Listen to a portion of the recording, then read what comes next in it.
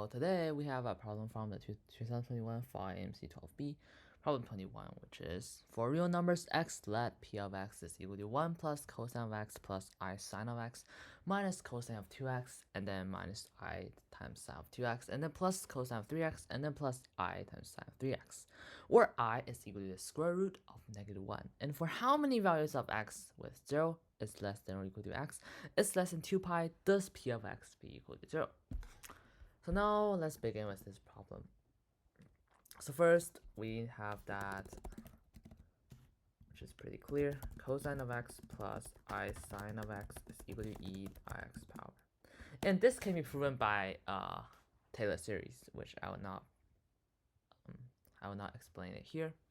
You can check out one of the videos that I have posted in the past.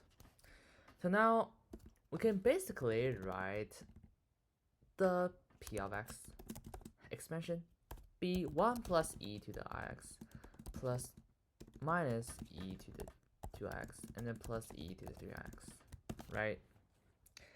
So now people might be asking, well, how do we proceed from here? Well, the beauty is here. So if we can let u be equal to e to the x power, then p of x can be expressed as 1 plus u minus u squared plus u cubed. And now we desire to find the number of roots of p of x.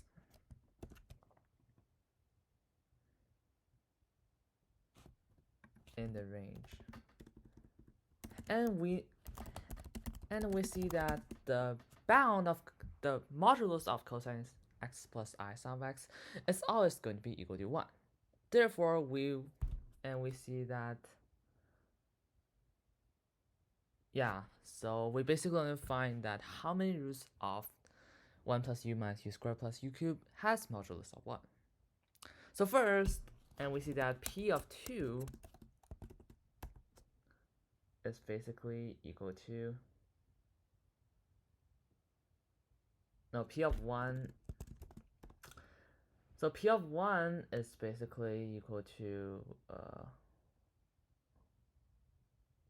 that's u cubed, which is equal to 2. So if we let p of u be equal to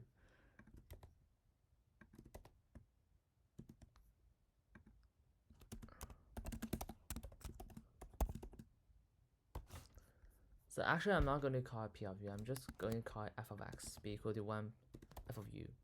So f of u and f of 1 is equal to 2 and f of -1 is equal to -2. So therefore there must be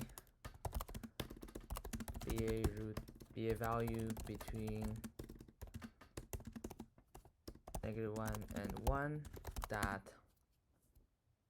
crosses over the x-axis exclusive.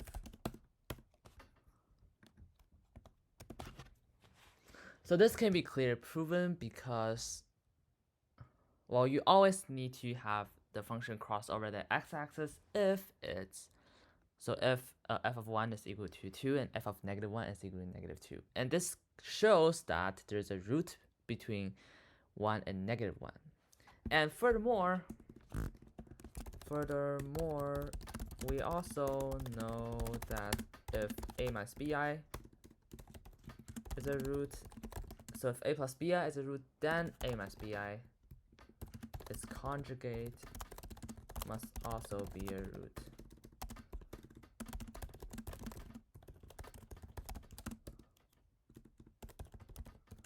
Resulting, must also be a root of the polynomial. And the modulus of z, which can be written as the absolute value of z, is written by z times the conjugate of z.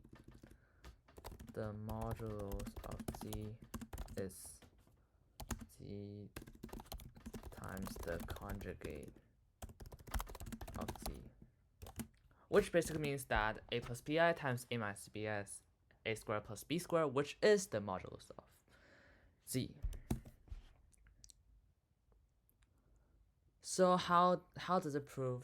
So how does it help to do the problem? Well, as you can see, the product of the roots is what? The product of the roots is -1. And furthermore, we also f of 0 is also equal to 1, which basically means, which implies that there is a value between 0 and -1 exclusive that cross that f of u. No, there's a value that is called k, such that f of k is equal to 0, which basically means that the modulus of z, if z is a root to f of u, it's a root of f of u, then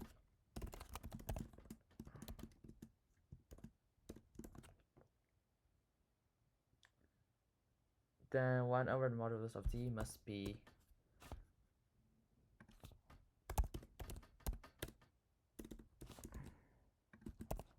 so you have this function. So we have literally this equation, which this actually just implies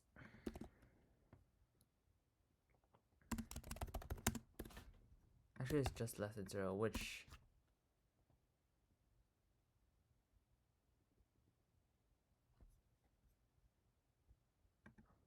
basically means that z must be greater than 1.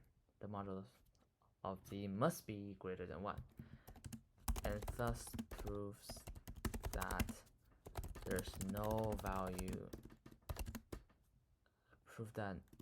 no value of x exists. And we are basically done with this problem.